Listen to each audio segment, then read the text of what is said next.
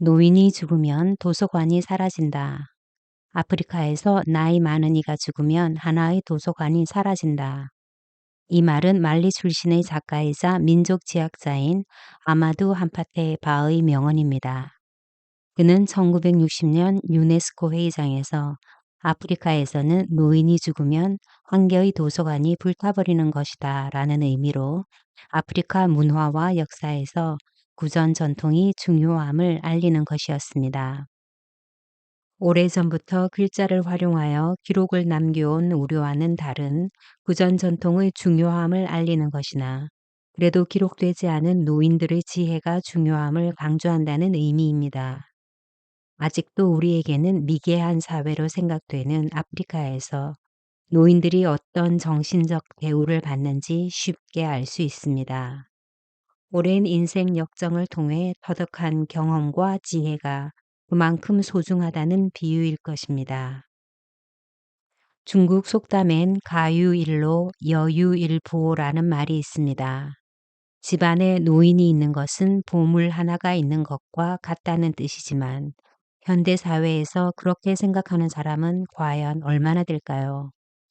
그리스에는 집안에 노인이 안 계시면 다른 집 노인이라도 모셔라는 속담이 있고 우리나라에도 나라님은 노인 대접은 한다는 속담이 전해져 옵니다.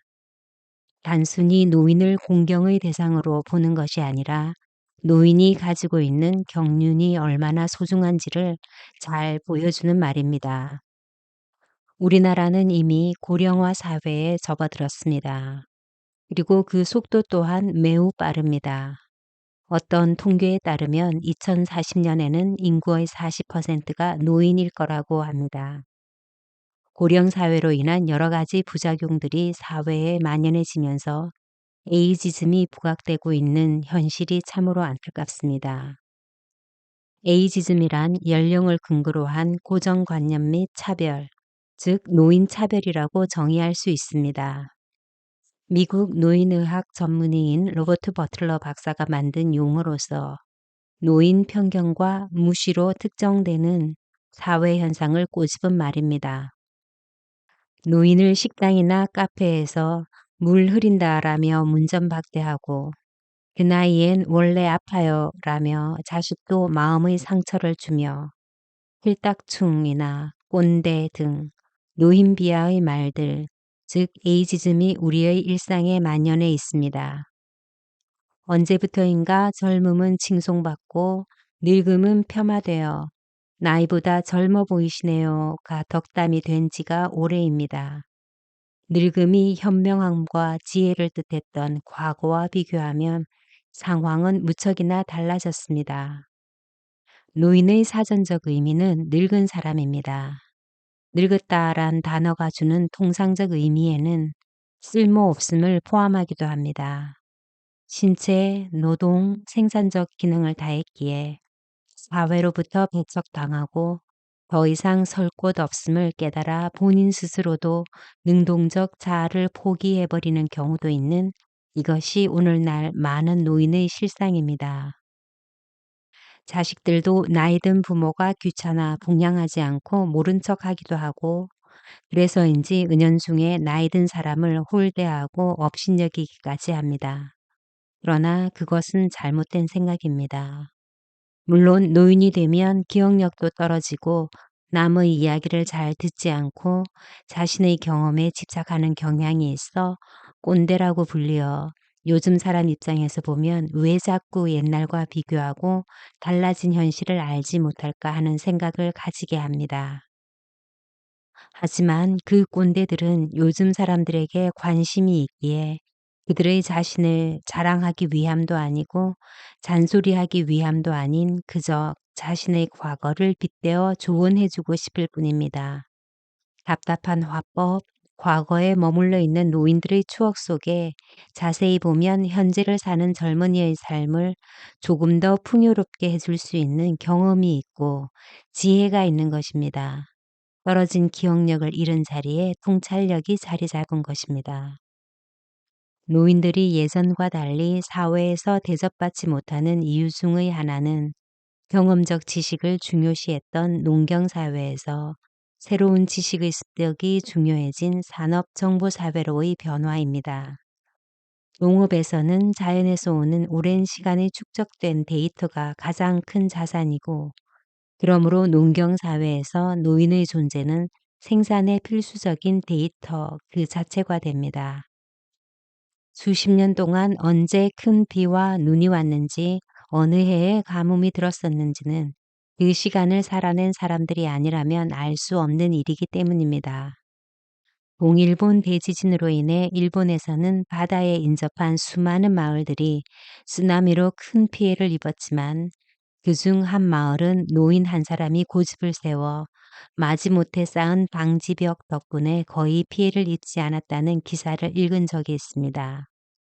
그 노인은 100년도 훨씬 전에 일어났던 쓰나미로 인해 바닷물이 마을로 밀려 들어왔던 높이를 가리키면서 방지벽을 그 이상 쌓아야 한다고 우겼다고 합니다. 마을 사람들은 "그건 옛날 이야기다. 이제는 그럴 일이 없을 것이다." 라며 반대했지만, 끝내 그 노인의 고집을 꺾을 수는 없었습니다. 결과적으로 그 마을 사람들은 한 노인의 고집 때문에 쓰나미에서 살아남았고, 마을 역시 온전할 수 있었습니다. 그 노인의 고집은 그 마을에서 누구보다 오랜 시간 동안 바다와 싸워왔던 경험의 결정체이자 미래를 내다보는 해안의 다른 이름이었던 것입니다. 미국 첫 흑인 대통령 시대를 연 버락 오바마의 뒤에는 외할머니가 있었습니다. 피부색이 다른 백인 노 부부와 흑인 손자가 함께 생활했던 대가족이 화목했던 이유는, 그의 조부모가 손자의 피부색 때문에 상처받지 않도록 한없는 정성과 배려를 아끼지 않았기에, 버락 오바마가 흑인으로서 미국 대통령의 꿈을 키울 수 있었던 에너지로 작용했다고 알려집니다. 나이가 들어 늙은 사람이라는 노인은 본래 어떠한 폄하의 의미도 없습니다.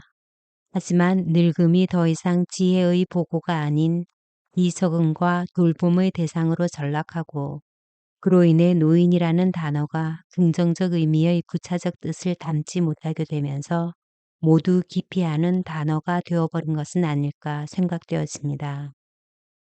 그리하여 최근 우리 사회에서는 노인이라는 말을 꺼리는 경향이 있고, 노인이라는 단어가 쓰일 곳에 어르신이라는 말이 자리 잡은 것도 그 때문일 겁니다. 노인은 늙은 사람이고 어르신은 존경받는 사람입니다.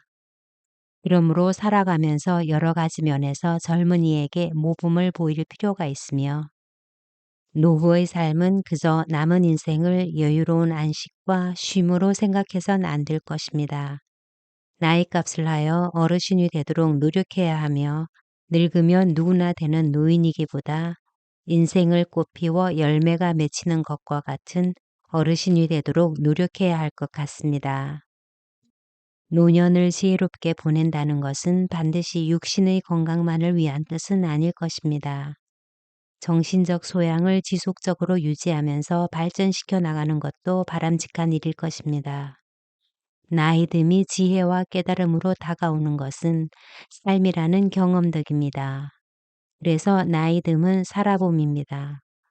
살아보면 무엇이 더 중요한지, 무엇이 사람을 사람답게 하는지를 압니다. 세상의 긴 역사에 비하면 점과 같은 세월을 살아가는 인간의 삶이지만, 초월적이며 궁극적인 지혜를 갖게 되는 것입니다. 알고 보면 노년이야말로 모든 가치와 지식과 경험이 집약된 결실의 시기입니다. 오랜 인생의 경험을 통해 노인들이 갖게 되는 경륜과 지혜는 도서관과 비할 만큼 소중한 보물입니다. 노인의 향기와 노인의 가치를 높게 평가하고, 그분들의 경험을 잘 이어받아 귀히 존중하는 사회여야 미래도 있을 것입니다. 물론 노인의 지혜를 달가워할 젊은이는 많지 않을 것입니다. 경험하지 못했는데 깨달으라 닥달아 하는 것처럼 들리기 때문입니다. 그래서 잔소리로 생각하는 것입니다.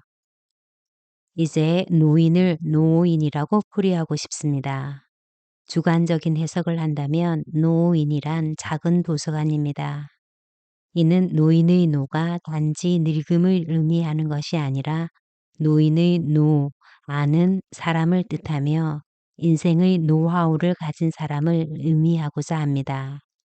더불어 노인이 가진 자산을 활용해 삶의 가치를 느끼며 살 수 있도록 무엇을 어떻게 대처해 나가야 할지 지금 고민할 때라고 생각합니다. 무형의 자산을 가진 노인들이 의미 있는 삶을 살아갈 때 노인은 우리 사회의 도서관이 되지 않을까요? 이 시간 생각 쉼터를 찾아주신 모든 분들에게 고마운 마음을 전하며 이 영상이 당신에게 편안하고 따뜻한 시간으로 기억되었으면 하는 바람입니다. 감사합니다.